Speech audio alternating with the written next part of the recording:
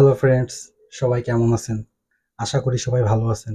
Freelancing পয়েন্টে আপনাদের সবাইকে স্বাগতম। আজ যে কনটেন্টটা ক্রিয়েট করতেছি সেটি হচ্ছে অন পেজ এসইও। তো মূলত আমি আমার নিজস্ব ওয়েবসাইট এসইও ওয়ার্ল্ড কেয়ার এটার জন্যই অন পেজ করতেছিলাম। তো ভাবলাম যে আপনাদের জন্য একটা ভিডিও বানিয়ে ফেলি। তো এইটা দেখলে আপনারা কিভাবে অন পেজ করতে হয় এটা পারফেক্টলি পারবেন, বুঝবেন। তো এটা তো আসলে কোনো কোর্স না। হয়তো হাতে খড়ি দিয়েও শিখাবো না, বাট যখন আমি অন পেজ করবো, নর্মালি যারা এসইও সম্পর্কে জানেন, কিছুটা আইডিয়া আছে, তারা এই ভিডিওটা দেখলে অন পেজ করতে পারবেন, বা এই ভিডিওটা দেখেও কেউ অন পেজ করতে পারবেন। তো কথা না বাড়িয়ে সরাসরি আমরা এখন স্ক্রিনে চলে যাই। আর দেখেন আমি কিভাবে অন পেজটা করি আমার নিজস্ব ওয়েবসাইটের জন্য। তো বন্ধুরা, এখন আমি কম্পিউটার স্ক্রিনে চলে এসেছি। এখন অন পেজ এসইও করবো আমার নিজস্ব ওয়েবসাইটের জন্য। এখানে আগে আমার ওয়েবসাইটের অ্যাডমিন প্যানেলে লগ ইন করতে হবে।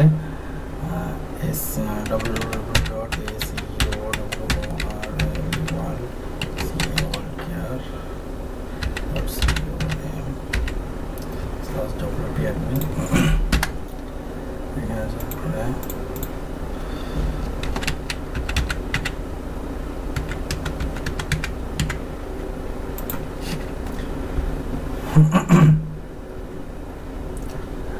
এখন আমি মূলত নতুন পোস্ট করব, সেটারই অন পেজ এসইও করব। এই অ্যাড নিউতে আমি নতুন পোস্ট এখান থেকেও করতে পারি, আবার এই অপশান থেকেও করতে পারি। যাই হোক, অ্যাড নিউ পোস্টে চলে আসছে। বর্তমান যে অবস্থা আমাদের দেশের, একটু অনেক স্লো হয়ে গেছে। আচ্ছা, এটাকে এখন মিনিমাইজ করে রাখি। আর অন পেজ এসইও করার জন্য সব থেকে বেশি যে জিনিসটা প্রয়োজন সেটি হচ্ছে গিয়ে কন্টেন্ট, মানে কন্টেন্টের উপরে বেশি ফোকাস দেওয়া প্রয়োজন। টাইটেল, আচ্ছা। তো আমাদের যে জিনিসগুলো খেয়াল রাখতে হয় সেটি হচ্ছে গিয়ে টার্গেটেড কিওয়ার্ড টাইটেলের ভিতরে আছে কিনা। এসইও এইটা হচ্ছে আমার টার্গেটেড কিওয়ার্ড, তো এটা টাইটেলের ভিতরে আছে। মেটা ডিসক্রিপশনের ফার্স্ট লাইনের ভিতরে আছে কিনা সেটাও দেখতে হয়। তো আছে, ওকে। আচ্ছা, তো আমি ফার্স্টে টাইটেলটা কপি করে নেই, যাই এখানে পেস্ট। ওকে, আমি এখানে একটা জিনিস অ্যাড করবো, সেটা হচ্ছে 3/2024। আচ্ছা, এখানে কন্টেন্টটা নিয়ে চলে আসি। আরেকটা বিষয় কি, ওয়ান পেজ করার জন্য অনেকগুলো অ্যাপ্লিকেশন আছে, যেমন USTCO, rank math, all in one, আরও অনেক অ্যাপ্লিকেশন ইউজ করে। আমার সব থেকে ফেভারিট হচ্ছে র্যাঙ্ক ম্যাথ। যদি কোনো ক্লায়েন্ট আমাকে সাজেস্ট না করে, সেক্ষেত্রে আমি র্যাঙ্ক ম্যাথ ইউজ করি সবসময়। এই যে, আর আমার ওয়েবসাইটের জন্য তো অবভিয়াসলি র্যাঙ্ক ম্যাথ ইউজ করবো, যেহেতু আমার ফেভারিট। তো এখানে সর্বপ্রথম আমি যে কাজটা করবো সেটা হচ্ছে আমার টার্গেটেড কিওয়ার্ডটা ফোকাসিং কিওয়ার্ডে অ্যাড করে দেবো। দেখেন 62% হয়ে গেছে। আচ্ছা, এবার দেখি আমাদের কী কী সমস্যা আছে ও বলতেছে। Use focusing keyword in the URL. আচ্ছা, আমাদের ফোকাসিং কিওয়ার্ড কপি করার ছিল, যাই হোক আমি টাইটেলটা কপি করবো। এখন এডিট, এখানে যে টার্গেটেড কিওয়ার্ডটা বসাতে হবে, না সরি, আমার টাইটেলটা দিতে হবে। আর এইখানে এই যে পার্মালিঙ্ক, এটাই হচ্ছে কি মূলত টার্গেটেড কিওয়ার্ড বসানোর জন্য। টার্গেটেড কিওয়ার্ড আমি টার্গেটেড মানে ইউআরএল এর ভিতরে যে কিওয়ার্ডটা ইউজ করতে যাচ্ছি সেটা সিলেক্ট করার জন্য এই পার্মালিঙ্ক। এখানে যেহেতু আমি এসইও দিয়েছি, আমার ইউআরএল এর ভিতরে এই টার্গেটেড কিওয়ার্ডটা ইউজ হবে। আর ডেসক্রিপশন অটোমেটিক্যালি নিয়ে নিছে, ওকে কেটে দিই, সেভ হয়ে গেছে। আচ্ছা, এখানে সবুজ দেখেছি। আচ্ছা, কন্টেন্ট এত ওয়ার্ডের কন্টেন্ট আমি কম কপি করলাম।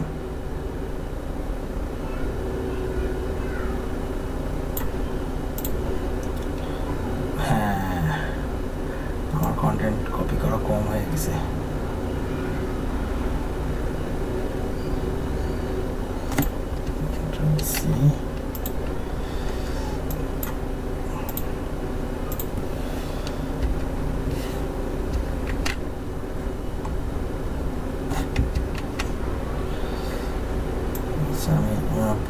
থেকে আবার একটু কপি করে নিয়ে আসি।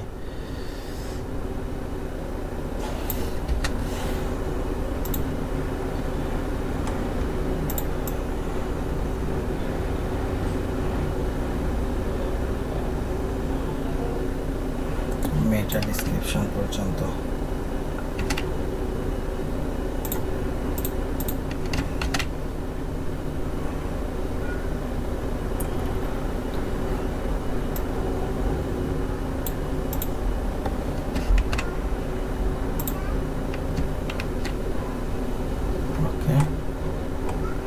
কমপ্লিট।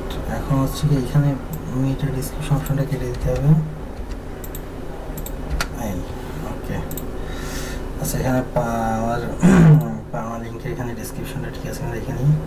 আচ্ছা ওকে, এখন আরগুলো সবই দেখাচ্ছে যে ঠিক আছে। অ্যাডিশনালের ভিতরে দেখাচ্ছে যে 8টা ইউরো আছে, তো এগুলো সলভ করতে হবে। আমার S2 S3 S4 হেডিং ট্যাগগুলোর ভিতরে আমার টার্গেটেড কিওয়ার্ডটা ব্যবহার করা হয়নি। তো heading tag hot is SEO, এটা হেডিং ট্যাগ, এটা রেখে হেডিং 2তে দিব। হট ইজ এটা দরকার নাই, অন পেজ এসইওকে আমি হেডিং 2তে দিয়ে দিব। কিওয়ার্ড রিসার্চ, তারপরে কন্টেন্ট অপটিমাইজেশন, মেটা ট্যাগ এগুলো হেডিং 3 দেওয়া যায়, যেহেতু হেডিং 3 দিয়ে দিই।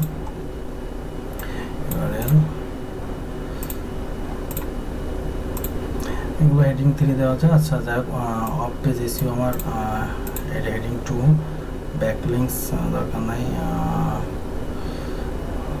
মোবাইল অপটিমাইজেশন, টেকনিক্যাল এসইও এটাকে হেডিং দিয়ে দিন। রোবট অফ টেক্সট ফাইল এগুলো দরকার নাই। আচ্ছা কন্টেন্ট মার্কেটিং দরকার নাই, অ্যাফিলিয়েট মার্কেটিং। আচ্ছা কন্টেন্ট মার্কেটিং আর অ্যাফিলিয়েট মার্কেটিং হেডিং 3 দিয়ে দেব। আর অ্যাফিলিয়েট মার্কেটিং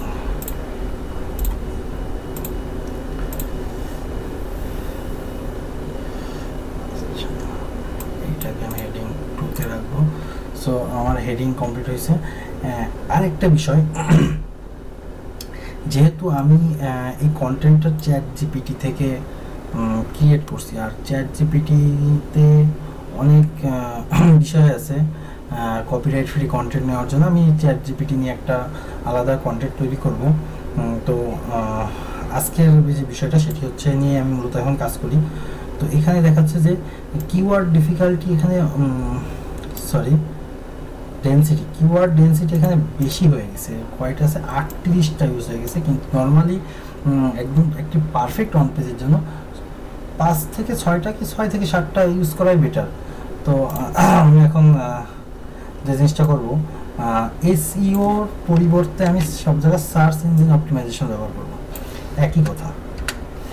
তো কোথায় এসইও আছে, এখানে এসইও আছে, এখানে আমি সার্চ ইঞ্জিন অপটিমাইজেশন। আর কোথায় এসইও আছে, এখানে হট ইজ এসইও, এটা ইম্পর্টেন্ট, এটা থাক। সার্চ ইঞ্জিন অপটিমাইজেশন এখানে দেওয়া যায়। আচ্ছা ওয়াই সার্চ ইঞ্জিন অপটিমাইজেশন, আচ্ছা এখানে সার্চ ইঞ্জিন ব্যবহার করা যায়। যেহেতু এক লাইন, এখানে একটু বড় করে দিই লাইনটা, এতে আমার কন্টেন্টের ইউ বাড়তেছে, ওয়ার্ড। আচ্ছা এইখানে SEO on page search engine optimization দেওয়া যায় না, অন পেজ অপটিমাইজেশন দেওয়া যায়। এইখানে আবার কন্ট্রোল ভি, এইখানে ইউজ করা যায় কন্ট্রোল ভি। অলরেডি দেখেন এখানে গ্রিন হয়ে গেছে, তারপর আমরা আরও কমাতে হবে। আচ্ছা এখানে এখানে শুধুমাত্র সার্চ ইঞ্জিন অপটিমাইজেশন, এখানে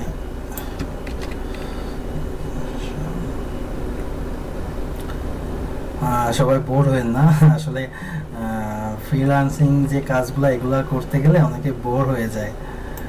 আসলে বোরিং কাজ ওরকমই মনে হয়, কিন্তু যারা করে এরাই বোঝে আসলে কীরকম বোরিং। মানে এসি রুমের ভিতরে বসে আছি, তাও মাথা থেকে ঘাম ঝরতেছে। আর বাইরের মানুষরা তো আমাদের কাজকে মূল্যায়ন করে না, যে আরে ঘরে বসে কম্পিউটার চাপে আর টাকা চলে আসে, এই আর কি কষ্টের কাজ। কিন্তু আমরা যারা ফ্রিল্যান্সার আছি আমরাই বুঝি যে এখানে এটা এখানে থাকে, এটা দিয়ে দিই।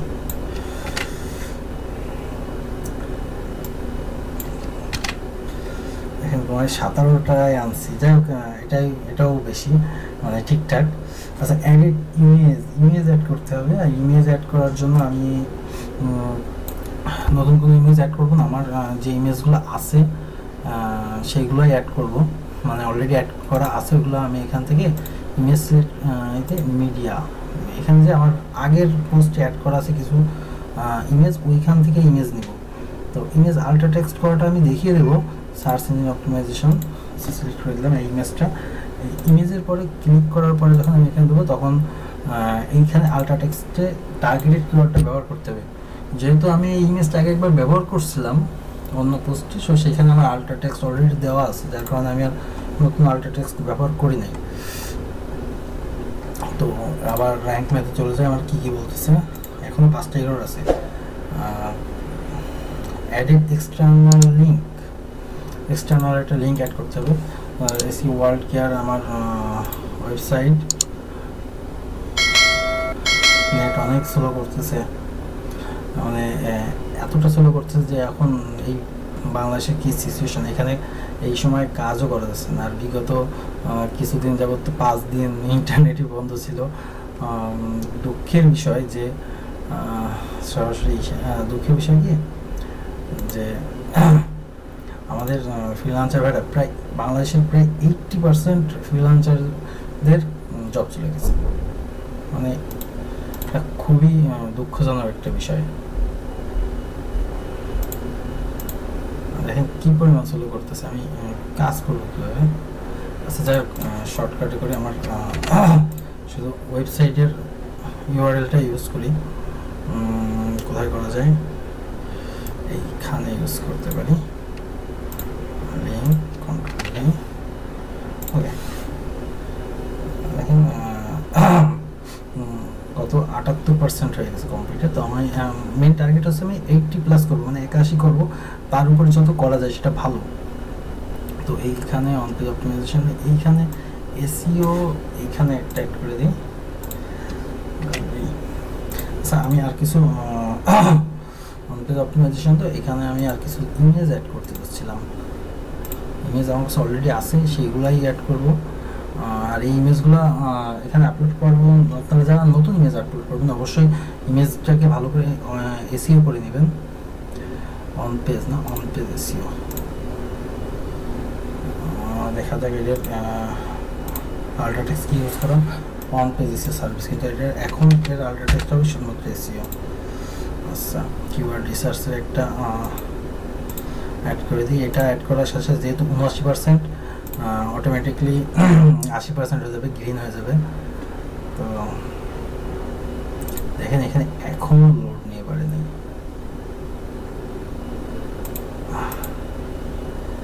এসইও কিন্তু একটা আছে। আচ্ছা, কিওয়ার্ড রিসার্চের জন্য না, কিওয়ার্ড রিসার্চ সিলেক্ট। আচ্ছা, এটা আল্ট্রা টেক্সটটা শুধুমাত্র এসইও রাখবো। আচ্ছা, এখানে 81+ হয়ে গেছে। এখানে আমি আরেকটা জিনিস একটু দেখতে যাবো।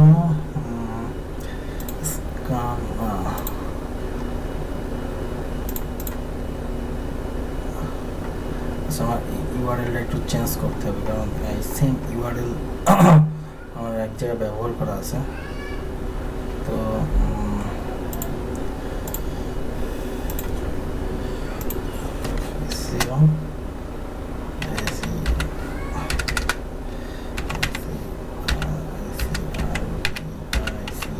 সার্ভিস সার্ভিস এটা ব্যবহার করি।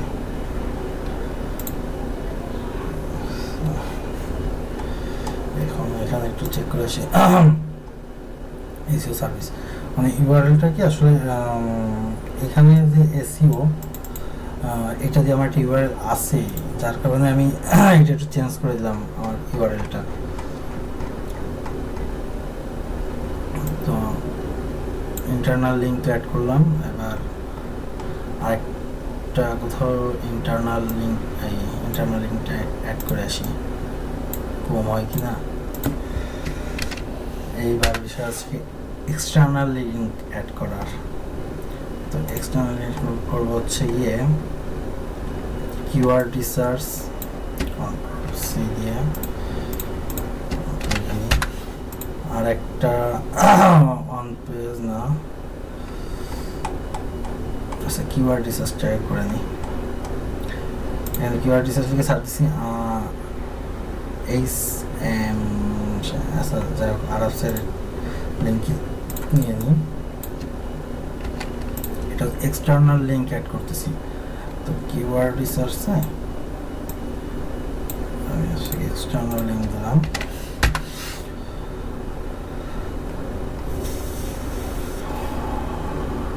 পেজ এসইও, পেজ অপটিমাইজেশন করতেছি।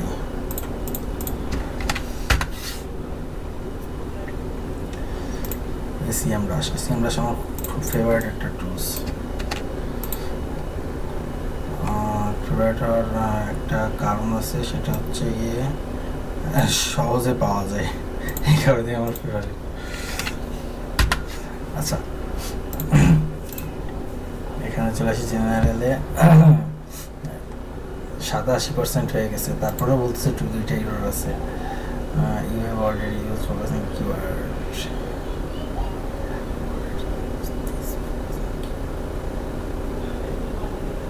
আচ্ছা এটা তো আমি তো ফোকাসিং কিওয়ার্ড আমি অলরেডি ইউজ করছি, আমার বলতেছে আমি অন্য কোনো পোস্ট এই ফোকাসিং কিওয়ার্ডটা ইউজ করছি, তারপরেও আমি আরেকবার ইউজ করবো। যেহেতু আমি পার্মালিংকটা চেঞ্জ করে দিছি, সেহেতু আমার আরেকবার ইউজ করে সমস্যা নেই। দিস ফোকাসিং এটা ওকে। তারপরে এইখানে একটা ইয়েছে টেবিল, মানে আমার তো টেবিল নাই বলতেছে, তো আমার টেবিল নাই, আমি টেবিল ইউজ করি নাই কন্টেন্টের ভিতরে, তো থাকবে কীভাবে। যাই হোক আমার যে মূল টার্গেট ছিল 81+, সেখানে 87 হয়েছে, আমি খুশি। এখন ক্যানোনিক্যাল ট্যাগটাই আছে বিষয়, ক্যানোনিক্যাল ট্যাগটা আছে গিয়ে কন্টেন্ট কপি হয় কিনা, আমার নিজস্ব কন্টেন্ট আবার কপিরাইট হয় কিনা এটাই দেখায়, এটা আছে টেকনিক্যাল এসইওর ভিতরে পড়ে। এবার স্ক্যামা, এটাও কিন্তু টেকনিক্যাল এসইওর একটা পার্ট, কিন্তু অন পেজ করার সময় এটা একটু খেয়াল রাখতে হয়। এখানে টাইটেল, মেটা ডিসক্রিপশন আর টার্গেটেড কিওয়ার্ড অ্যাড করতে হয়। এখানে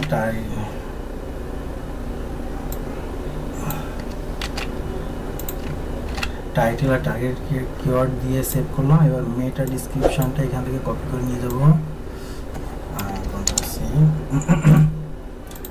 এটা ডিসক্রিপশন দিলাম, এটা একটা ব্লগ পোস্ট, সেভ পোস্ট।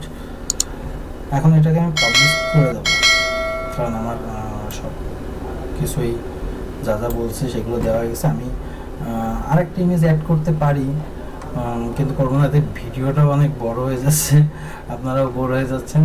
আচ্ছা যাই হোক, এটাই ছিল মূলত on page SEO. On page SEO এটাই মূলত অন পেজ এসইও ছিল। তো আর কি বেশি কিছু বলার নাই। সবাই পাশে থাকবেন, ভালো থাকবেন, সাপোর্ট করবেন, অবশ্যই আমাকে সাবস্ক্রাইব করে যাবেন।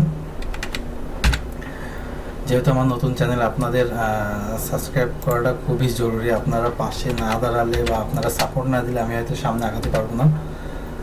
আর দোয়া তো অবশ্যই করবেন সবাই আমার জন্য, আমার পরিবারের জন্য।